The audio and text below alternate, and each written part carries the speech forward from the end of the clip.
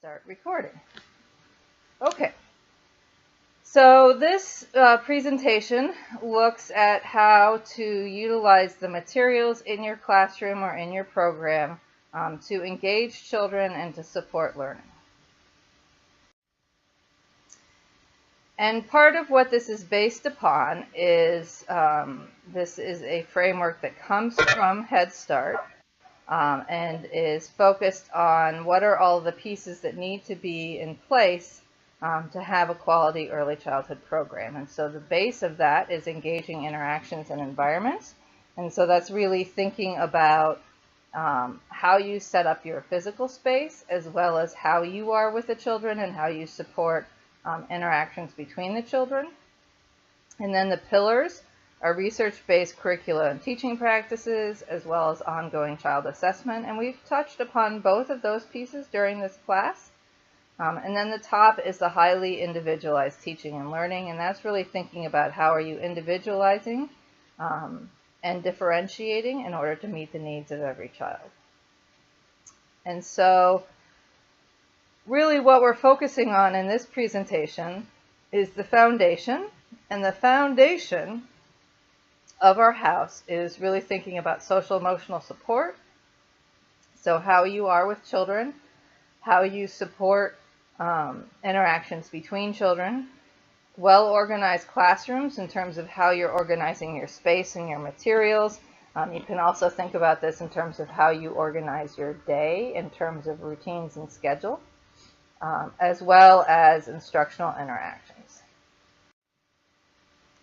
And so our objectives for this session are to think about how materials support children's learning.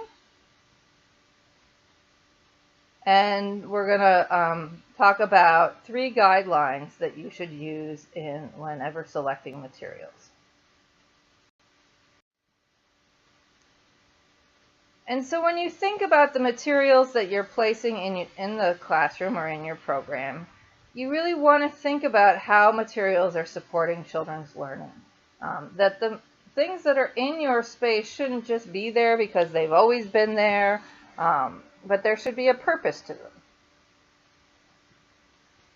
And so as you're thinking about how do your materials support children's learning, the first thing you want to think about is how do they engage children in learning? So are they materials that the children are interested in? Are they displayed in a way that children can access them easily? Is there space for the children to actively play with and manipulate the materials? And are they organized in a way that makes sense? You want to think about how the materials support social interactions, because one of the real goals of early childhood years is to support young children in learning those basic friendship skills and how to interact with one another and how to tolerate frustration and problem solve. And as you think about your classroom or program environment, that should always be a consideration. And then you also want to think about how your materials and your environment promote independence, so that you're setting up things so that they're easily accessible, and promote children's independence, that they don't always need to rely on you as a teacher to support them. So things to ask yourself are these 3 questions. So do the materials promote children's engagement and learning? Do the materials support social interactions? And are the materials arranged to promote independent use? And so I really encourage you, as you're thinking about this and going back and looking at your space, to ask yourself these 3 questions. So when we think about engaging children in learning, we want to make sure that the materials are linked to learning, that the materials we place in the classroom are supporting children's development. And when we think about children's development, to really be thinking about the domains of development, that they're meaningful in terms of there's a connection between the materials in your classroom and the materials that the children see in their home environment, that they're culturally appropriate, and that they're attractive and appealing so that children that they want to engage. So if your space is not well organized or the materials are not displayed in a way that is attractive, children are less prone to use those materials. And sometimes you might find that when you have too many materials or they're not well organized, that the children really do not know how to play with them independently and engage in social interactions. So this is an example of something that might make you think about your environment. So as you're doing observations, as you're interacting with the children, you might notice that the children are not playing in the science area. And I think this is something that we see a lot often in preschool classrooms. Teachers will set up a science area, and on that they might have a shelf that has some books, maybe some games, maybe a magnifying glass. And perhaps they don't have materials that the children find interesting, or they're not displayed in a way that is appealing. And so you really have to think about what are some new materials that might make that area more engaging. So one experience that I had when I was in Wisconsin, I did some work with a program that was in northern Wisconsin, which is a more rural part of the state. And they actually had deer antlers in their classroom in their science area, and the children were able to touch the antlers and feel the fuzz on them and really engage with them, and they found it very interesting, and that was actually one of the most popular items in the classroom. And so you can make the science area a fun space for children with engaging materials. I think it's just we need to get more creative and really think outside the box in terms of what we place in our science areas. So I encourage you to think about what toys, materials you'll try to introduce into your science area or into other areas of your classroom space or your program where you're seeing that children are not really engaging. And then as you're thinking about the materials that you might introduce, to have a purpose of why it is that you are thinking about introducing those into your space. You also want to think about how the materials support social interactions. And so you want to think about what are the interests of the children in your program. What are the experiences that they have, and what are the experiences that you want them to have? Thinking about their home and what they might experience in their home and with their family. What your learning goals are. There should be a connection between the goals that you've identified in your lesson plan and the materials that you're placing in your environment.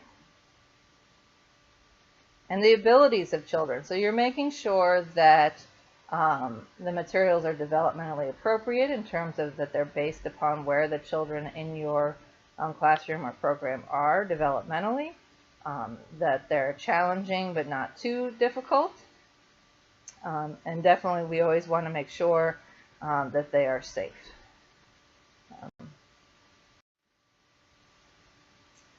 So here is another example that you might think of. I'm really thinking about individual children that you have and what are some things that you know about those children.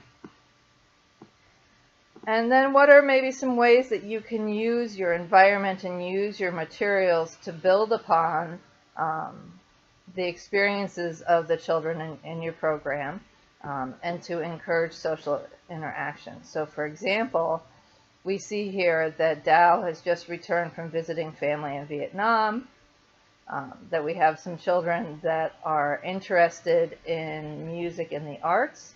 And so perhaps we might ask Dow to share, perhaps he might be able to share some musical instruments from Vietnam, a dance from Vietnam, really maybe reaching out to the family and asking if there's something that they would like to share from their culture that would build upon the interests of the children.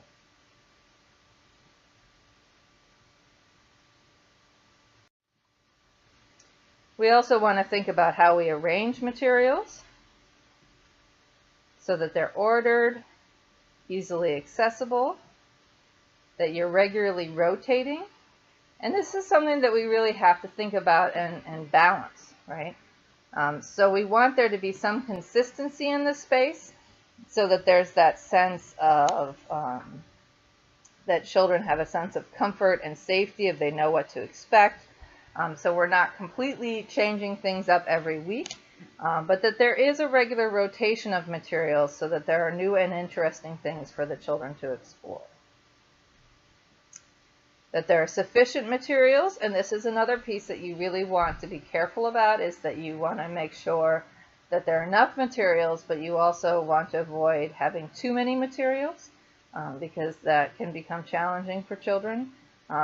With infants and toddlers and even threes, you want to think about having duplicates, because there tends to always be a favorite toy, and if we don't have multiples of that toy, that can cause challenges. And that the materials are durable, that you want everything in your space to be something that children can pick up and interact with, and you don't have to worry about it breaking or not being safe.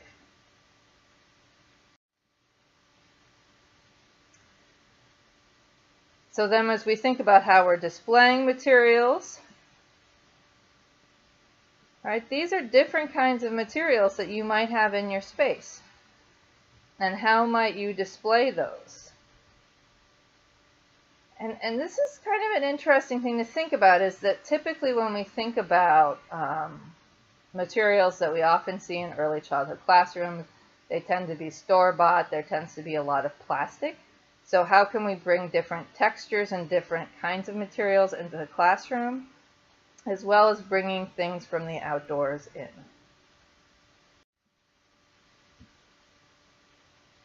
So again, as we think about how we use our materials to support learning, the first thing we want to think about is, are the materials supporting children and engaging in learning? Are they supporting social interactions? And are they promoting independence? So again, this is this framework of really these three main pieces that you want to be thinking about when you're thinking about your environment. And the examples are going to be different if you're thinking about infants or toddlers or preschoolers. So, when you think about an infant environment, what are the kinds of materials that you're going to want to have in your space to engage children in learning? Well, you're going to want to think about having floor space that is open, that is safe for children to be on the floor, to be able to explore. You really want to think about yourself as the teacher or caregiver as one of those materials, because a lot of how children learn, particularly infants and toddlers, is through their interactions with the important adults in their life. You want to think about how you set up your environment in ways that support interactions. And so are you placing infants near each other? Are you giving them the opportunity to interact with each other? And then as you think about independence, are you placing materials where young children can reach them, right? And as we think about all three of these pieces, and you think about a typical infant classroom, when you think about swings and bouncy chairs and all of those material, or all of those items, which I often think about as baby holders, when you place infants in a restrictive kind of equipment, it takes away their ability to engage in materials, to interact with each other, and to be independent. And so while, if you have a group of infants, let's say you have 8 babies and 2 teachers, there is a purpose to have some of those equipment to keep the children safe. But you really want to make sure that the majority of a child's day is spent not restrained in a piece of equipment. And if you're familiar at all with the infant-toddler environmental rating scale, that's a big piece of that rating scale, is that children are not in a restrictive piece of equipment for most of the day. And that also includes high chairs and strollers and all of the different pieces of equipment that we place children where they are then restrained, or they aren't able to get out and move around independently. Okay, so we've come to the end of this presentation, and as you can see, I've been recording now for 15 minutes, so I will stop